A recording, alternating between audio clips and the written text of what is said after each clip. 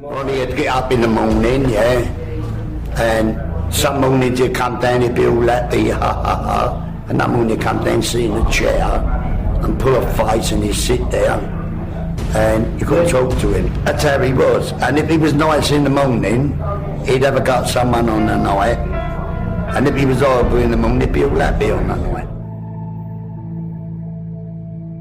You had to be careful what you said in front of him. You could say something to Ronnie one day, and the next day take big offence to it. He always had that look about him. Not deliberate.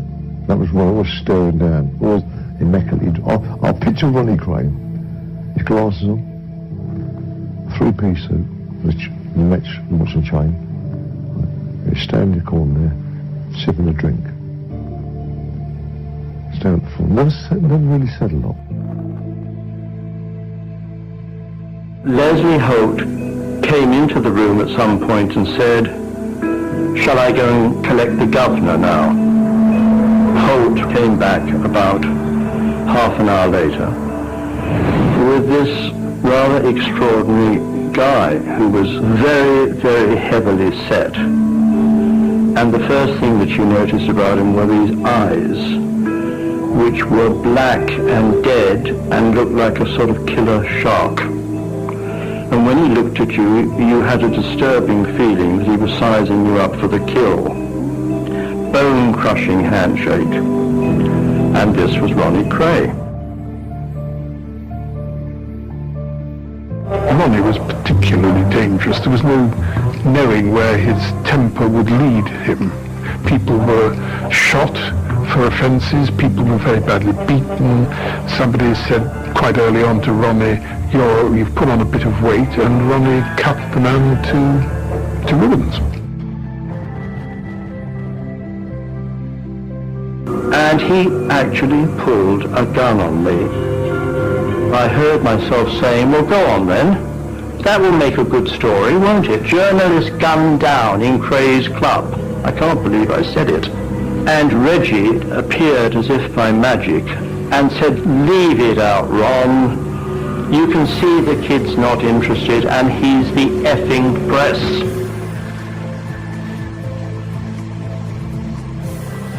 Ronnie had seemingly achieved his ambition to control London as Al Capone had controlled Chicago. Drunk on power and believing he was immune from prosecution, Ronnie went on a killing spree. George Cornell was a rival gangster said to have called Ronnie a fat puff. Ronnie tracked him down to the blind beggar pub in Bethnal Green. Without saying a word, he executed Cornell with a shot to the head.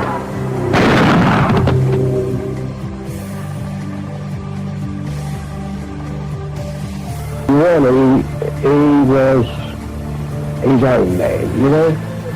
Nobody was going to tell him what to do. He was the boss. He was much more a gangster for the thrill of being dominant and powerful rather than money. And perhaps this was expedited by his mental condition that took pleasure in violence. Whereas Ronnie was more, if he gave his word, he would stick to his word. No, he was the nuttiest one of the two, and he was on this horse tranquilizer and knock a horse over what he used to take, you know. But he needed that every day to keep himself, because he was manic depressive, you know, and he thought if people looked at him too long, he thinks they're going to attack him or something. You know, he was one of those very insecure people.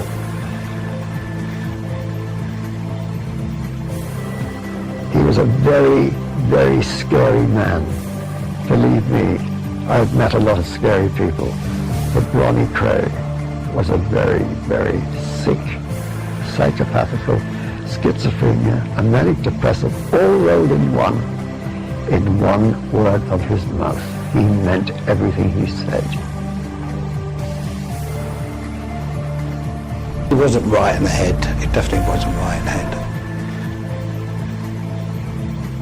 He never apologised, he never reformed.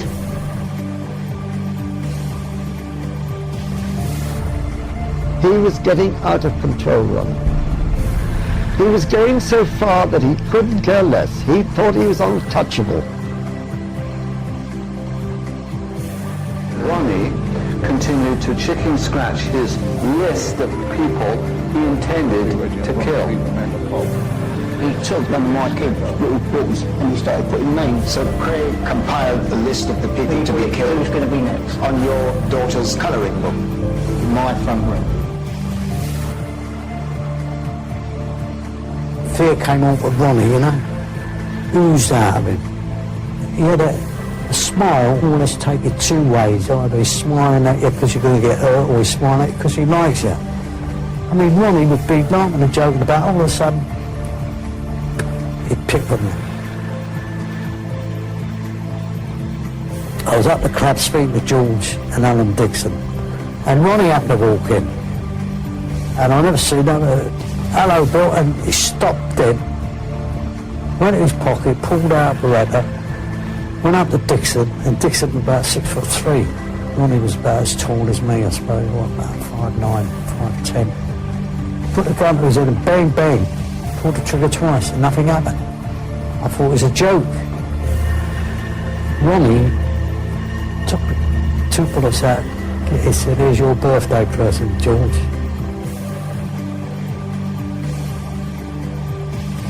He wasn't a colonel, he wasn't a boss, he wasn't a leader of men. He was a mass murderer, enjoyed, like a serial killer, he enjoyed what he did. He got a kick out of it.